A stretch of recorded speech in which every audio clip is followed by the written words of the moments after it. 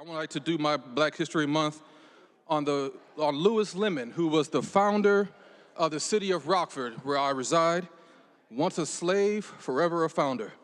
Born a slave in North Carolina in the year 1812, like most child slaves, he did not have much hope for his future. But after 17 years, his life was about to change, and his whole destiny as well.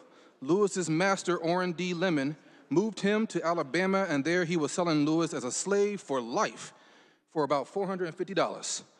This would equate in today's money as for over $13,000 for his body.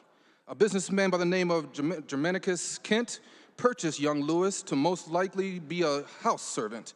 Lewis Lemon was then known as Lewis Kent, traditionally taking the last name of his master.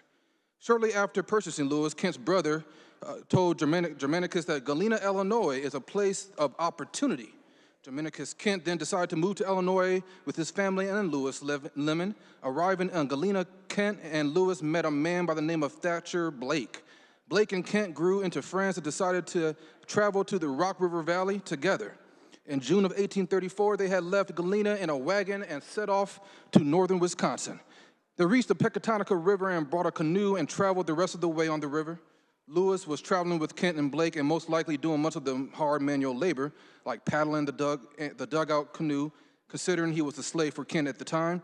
The men stopped at a junction with the Pecatonica and Rock Rivers, reaching a small stream that is now known as Kent Creek, named after Germanicus Kent, and decided that this was the place to live and started his lumber mill. On August 24th, 1834, the men began the start of the city of Rockford. Lewis Lemon and Germanicus Kent had an agreement that Lewis Lemon would work for Kent until he had paid $800 with a 10% interest for Lewis's freedom. It would take Lemon about 6 years and 2 months to earn enough money to pay for his life back.